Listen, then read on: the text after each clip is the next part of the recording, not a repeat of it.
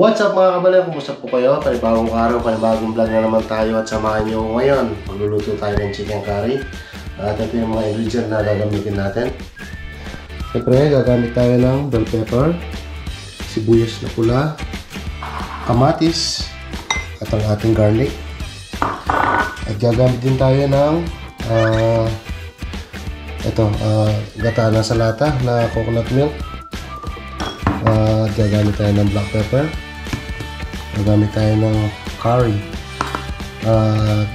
yung bechin na binili natin, ito na yun. Siyempre gagamit din tayo ng patis, fish salt, mantika, at yung ating patatas, at siyempre yung ating manok. So buong manok to mga kabalen, nahiwa ko na yan. Yun lahat ang ating mga ingredient na gagamitin mga kabalen. So tara, samahan nyo na ako magluto. So ayan mga kabalen, umpisahan na natin, no? Mainit na yung kawanin natin, lalagyan natin ng mantika. Yan. Yan, isunod na natin yung ating bawang.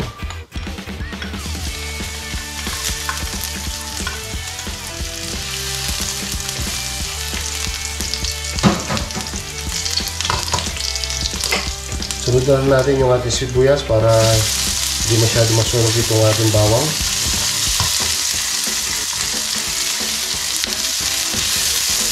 Ang bango.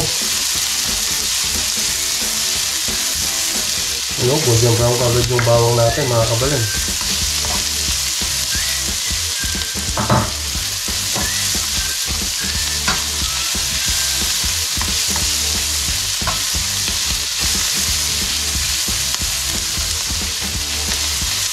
Kaya lang natin munang maluto ng gusto itong yung ating sibuyas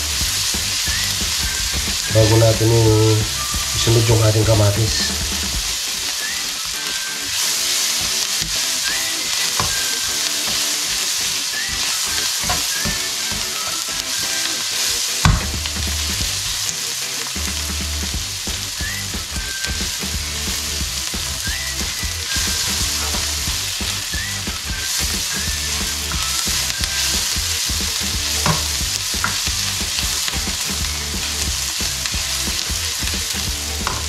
So yan, okay na yung mga kabalen, itong ating ginisang bawang at saka sibuyas. Ilalagay na natin itong ating kamatis.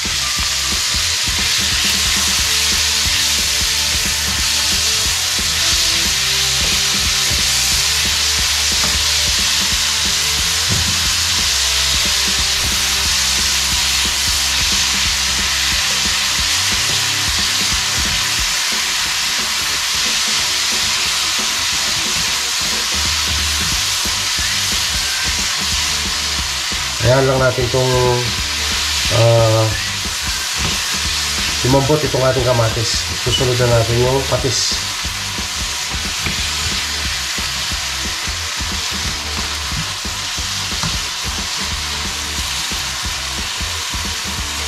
Tatakpan muna natin to para madaling lumambot yung ating kamatis mga kabalen.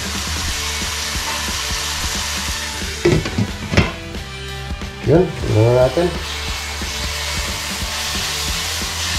Ang bango, grabe. Kamatis pa lang yan, tsaka bawang sibuyas. Yan.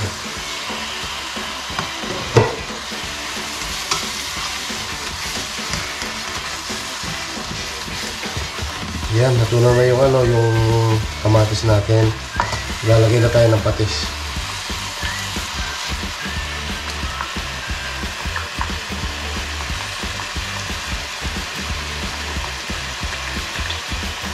So ito yung patis natin mga kabalen. Punong-puno yan. Bango. Mamaya pala, pag kulang yung magdadagdag tayo ng konting asin. So hindi ko napakita doon sa mga ingredient natin. Magdadagdag na lang tayo kung kulang yung patis na linagay natin.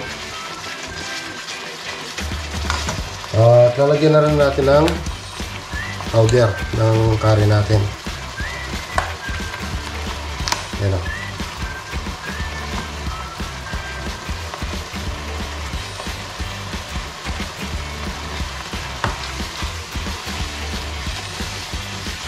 Ang bango. Amoy kari na mga kabalan, no? Sarap.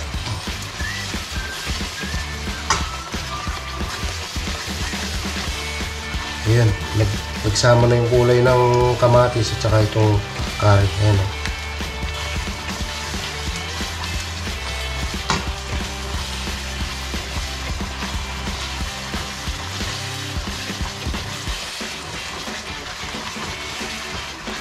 Ang bango, grabe. Lagyan na natin ng ng ground black pepper.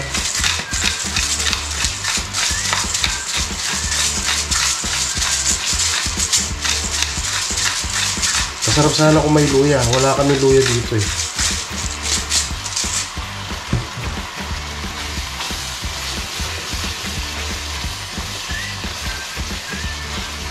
Ang bango.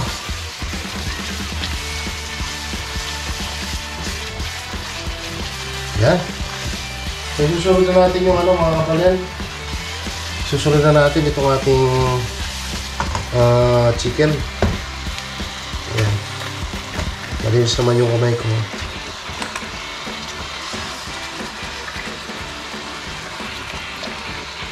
Yan. Kasi may tubig pa yan.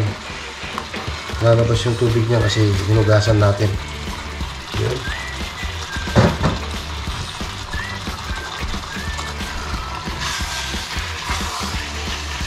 Haluin na natin para makita na natin yung kulay. Ayan, no? Nag-combine na yung kulay ng kamatis at saka yung kari. Ang bango.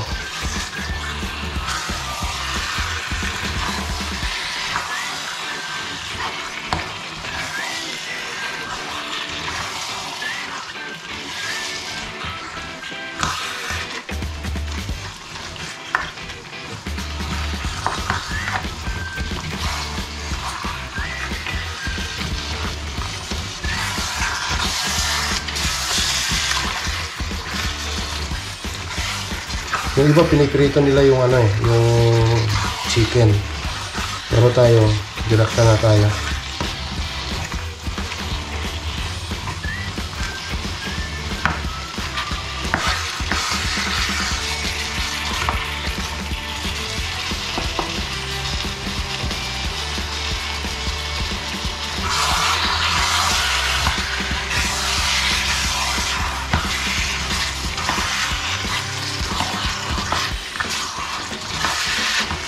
Pag pumuti na itong yung manok,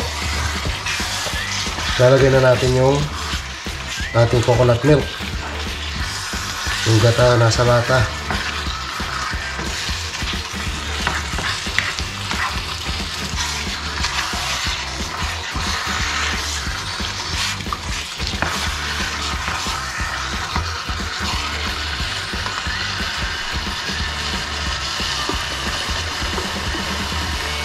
So, ilagay na natin yung ating coconut cream.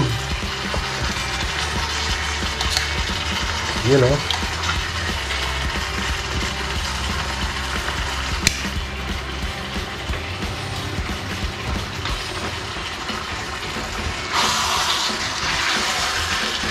Bango. Grabe. So, lagay na natin mga kabalan.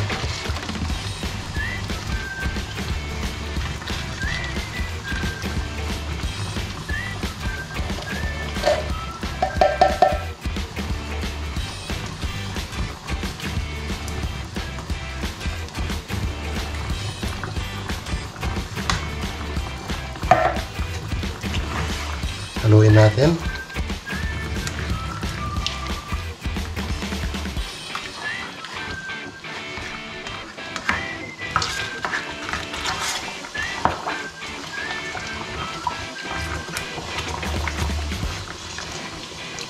Sarap nito mga kabalan, no?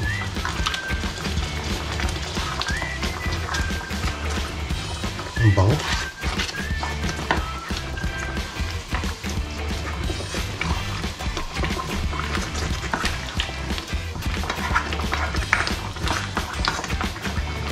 Lalagyan na natin ng ating betchin. Ayan, o. Tatantsahin ko na lang sa kamay ko mga kabalan. Yan. Kunti lang.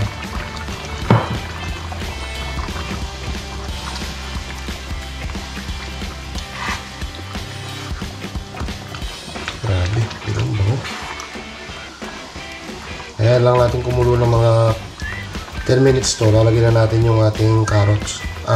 Yung ating patatas.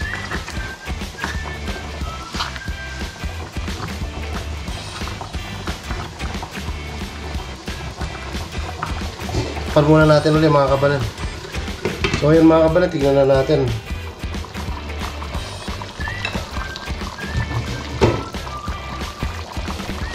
Yun o. Nagmamantika na. Lumalabas na yung sarili niya mantika ng manok. Tsaka yung gata. Nagsasama na. Ang bango, grabe. Inaamoy nyo lang to mga kabalan. Sobrang bango.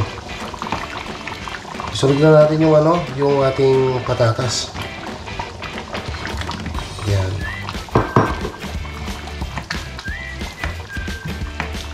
Para makatulong sa paglapot nito. Madali lang naman malambot itong patatas natin.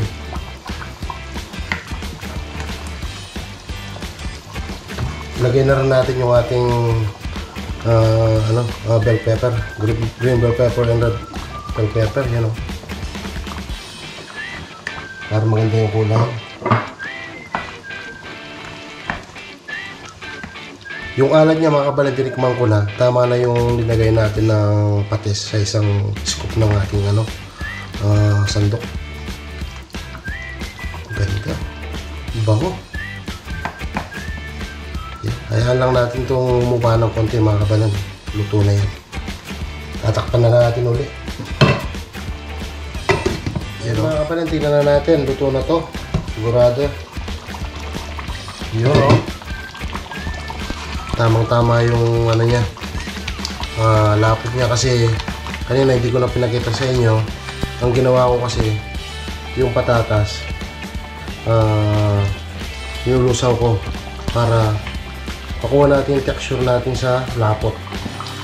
Kasi pag nalamig na to mga kabalan, malapot na yan pag lumamig na. So yan o, tamang tama yung lapot niya o.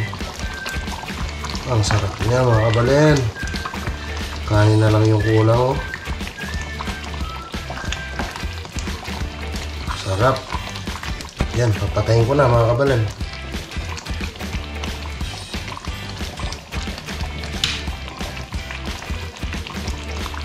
Yun.